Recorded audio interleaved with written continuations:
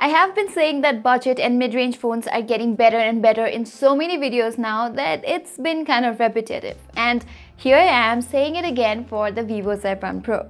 Now, this phone has created so much hype that even though it did not launch here in Nepal, I had to review it.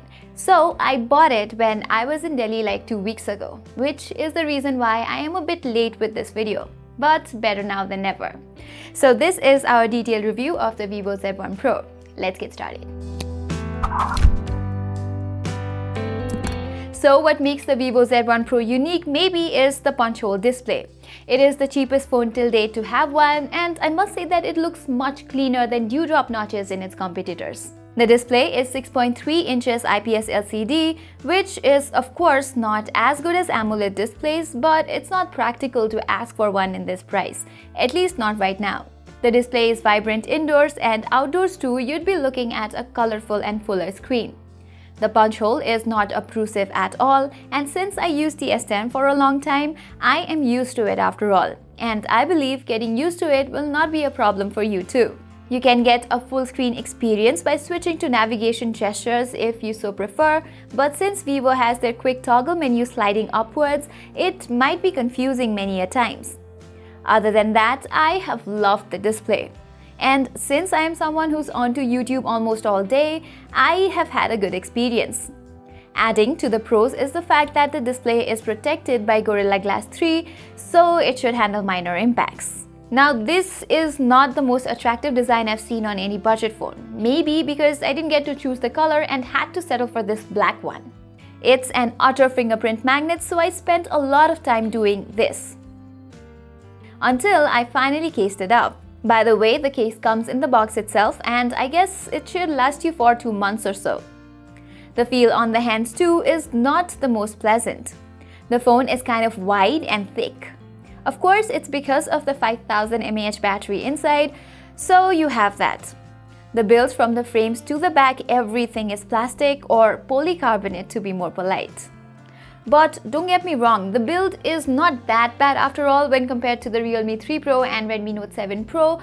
All of these more or less have similar kind of build. But what's unique with the Vivo phones is that you get the smart AI button on the right. The button can be custom scheduled to activate voice assistant or Google search when pressing it once, while you can choose what happens when you press it twice too. Vivo has also provided some custom voice functions for users' ease. The rear-mounted fingerprint sensor is zippy as we could expect from a Vivo device. Down below, you were greeted with a headphone jack, a single firing bottom speaker, and a micro USB port.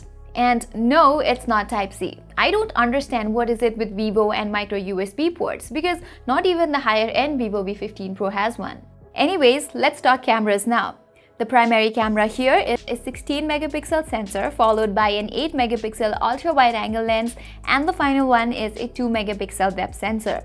Yes, you heard it right, you are getting a wide-angle lens at this price point. Applause to Vivo for that. But let's get to the real-life performance. The images look good. The photos might not be full of details, but they pack enough details to not look bad. The colors too look fine. The pictures are not oversaturated, there is just a good balance of colors.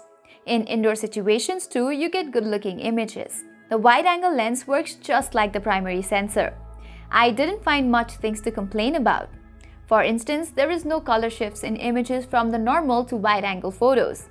Both look equally colorful, though the primary lens does better in terms of details, but that is expected, I guess. Here are some more wide-angle shots for your reference.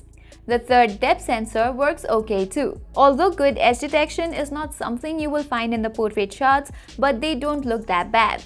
One thing I liked is that like some other phones, it does not smoothen your face in portrait shots. The subjects look natural actually. The bokeh in images is not something extraordinary here, it looks okayish. Alright, selfies now. I've had a lot of time with this device, hence I've clicked a lot of selfies.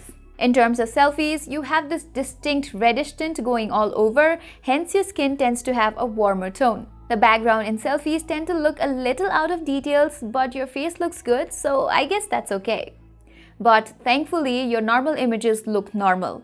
It's a standard Vivo and Oppo tradition to beautify faces even in normal mode, which is not the case here. However, if you do want to beautify your face, you get ton of options. Now for portrait selfies, you get a lot of background blur effects.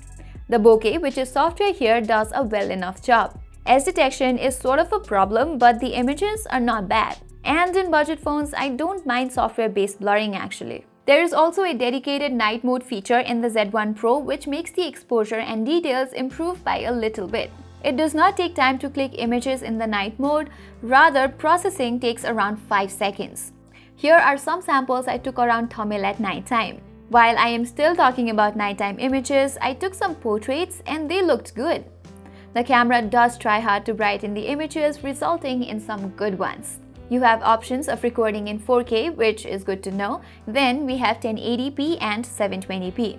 When in 4K, you get auto frame rate which can go from 24 to 30. For 1080p and 720p, you get 60 FPS and auto frame rate just like 4K.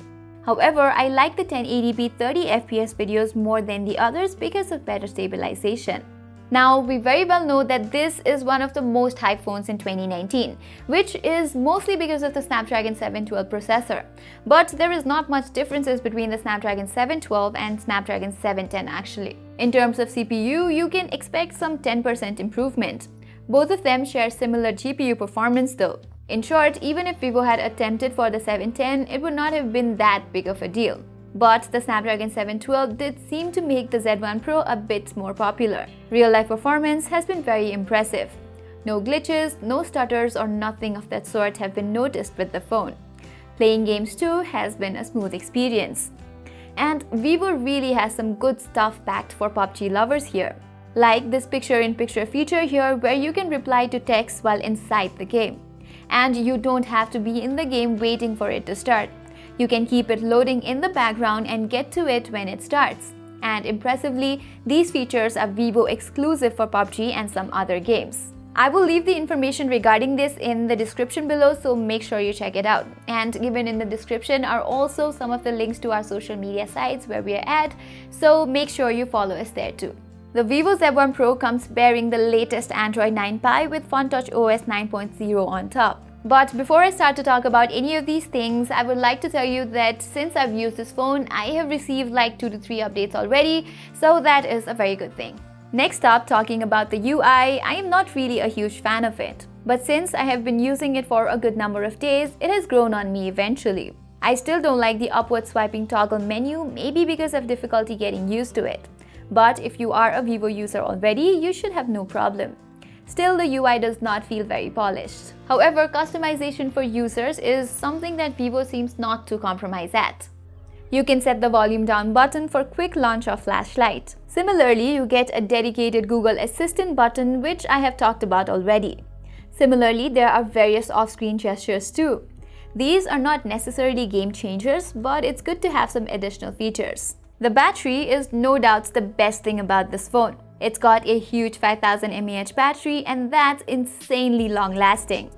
The huge battery takes around 1 hour and 15 minutes to get fully juiced up with its 18-watt charger that comes inside of the box. If you are a heavy user like I am, then you will get a full day of use with some juice left before you go to bed.